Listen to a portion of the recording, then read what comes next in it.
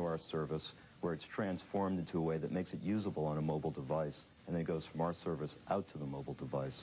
Alternatively, we can run the service completely behind someone's firewall, but without requiring any changes to their IT structure. We can accommodate whatever network architecture they're using, and for the most part, whatever applications they're using in-house. What kind of information would typically be useful besides email, for example? Well, email is the largest application right now. Shared calendar and access to contact directories are the other big applications early on. Personal information management kinds of information. But beyond that, and a richer source of data are things like customer relationship management or enterprise resource types of data, the kind of data that a traveling executive or sales and marketing person needs to make a quick decision while traveling. Dave, has there been any research on what people are willing to do or not do using a small wireless device? What the industry is finding is that the challenges come from the mobile device itself. No one really wants to read a whole sales report or a big article on a small screen or access information and type on a small keyboard. Right. So what the industry has to do is work on developing some better end-user products. What's the future, Michael? What other applications you see on the horizon?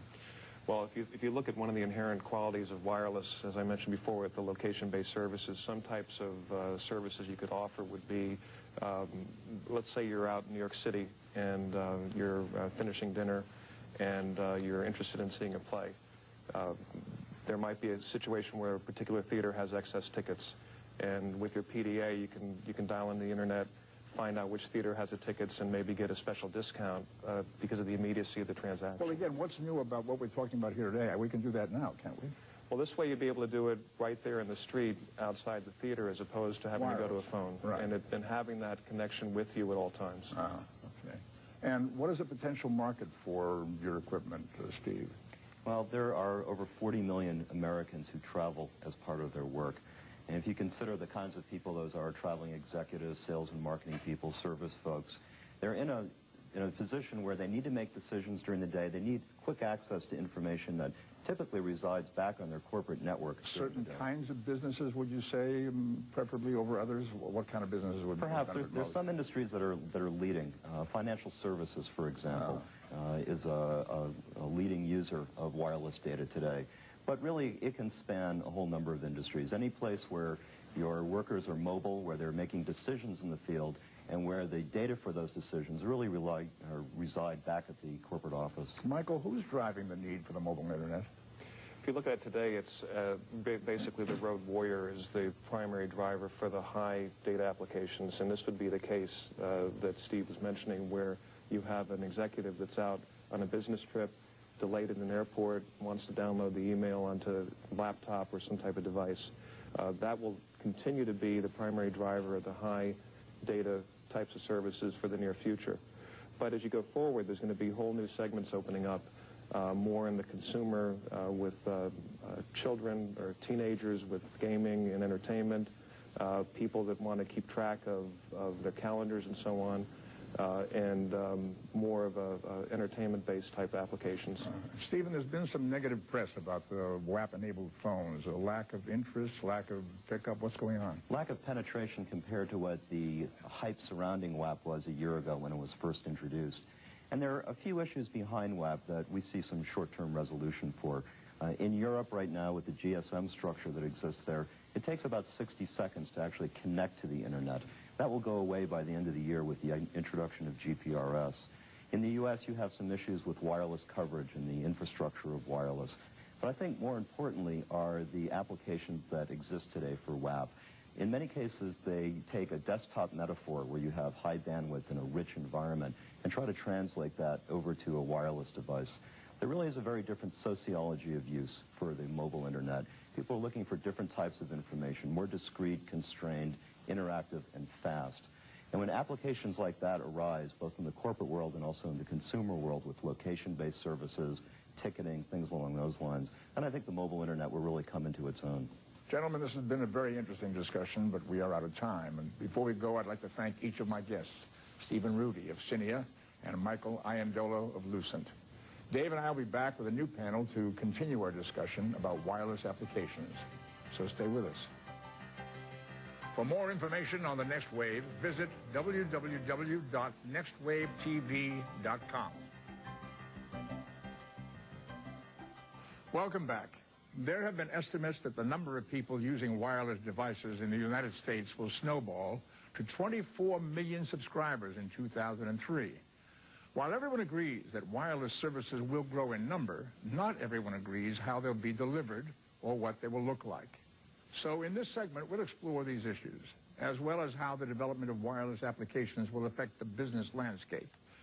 Joining us again is David CHEUNG, editor of Wireless Design and Development magazine. In addition, we'll also be talking with Chetan Sharma, principal of pervasive computing practice at Luminant, and Tony RENO, the co-chief technology officer of Veridian Technologies. And gentlemen, welcome and thank you for being here. David, let me start with you. When we talk about these wireless applications, are we talking about the growth of the wireless internet to the point where it will match the wired internet in scope and size? What we're talking about is the growth and evolution of the internet in general. What people have figured out to do is develop all these applications on the internet in a wired environment. And the job now is to port those applications to wireless devices, to wireless environment. And we're in the beginning stages of that, so it hasn't happened fully. It'll take a few years, but there needs to be more technical development. So we shouldn't be thinking of them as two independent operations. They're a combined operation. A combined operation, one internet, just two different ways to attack it. All right. And Chetan, one of the problems your company helps clients solve is how to integrate the wireless world with the wired world. And what does this mean to business? So these companies have spent millions of dollars bringing their company businesses online, and now they have to deal with a different beast, which is wireless. Oftentimes, companies tend to have two different solutions. One is wired and another is wireless. What we help companies do is basically extend their wired presence to the wireless devices. To combine both. Right. All right. In the following story, we'll actually see how an application Luminant is developing will allow companies to easily merge the two worlds. This is Luminant's Nerve Center. 24 hours a day, it supports thousands of businesses. If something goes wrong here, it has to be fixed fast.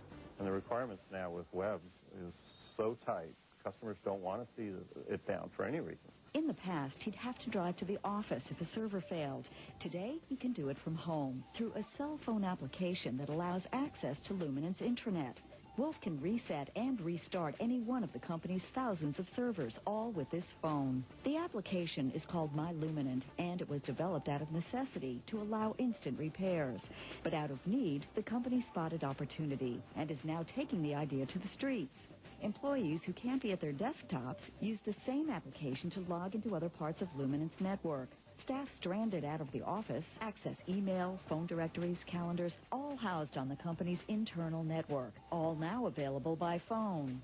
So being able to jump on when I have dead time in an airport or in a cab and respond to my email saves me an enormous amount of time. For now, this is only a beta test, only available for staff at Luminant. The company officials plan to build these types of applications in part with an IBM suite of products. The way we look at it is that the same kinds of medicine that we want our clients to take, we have to take internally. The company says if My Luminant passes its trials internally, you could see it on a phone near you soon. From Seattle, this is Sunny Quinn, reporting for The Next Wave. So, Chetan, beyond being able to access email and calendars from the company's network, how do you see this application changing our lives? I think most of the applications you see online today, I think will find a natural extension into the wireless world. So the restaurant bookings or accessing your IT networks that you do today using your PCs, you'll be able to do using your wireless phones or wireless PDAs. So wireless is a natural extension, as David said, to the internet. And Tony, I would imagine the application being developed by Veridian would be very attractive to a lot of companies. Are they actually beating down the doors to buy this application, to use it, to get involved with it? A lot of times what happens from the user's perspective, the thing that's making it so attractive is that you have the customers right at your fingertips. The customers can get right at the information they want. There's almost no effort for the customers. So it's not so much that they beat down the doors, as customers don't think that way anymore. Customers think in terms of, I want my application to be no effort for me, no extra work. I just want to be able to do it.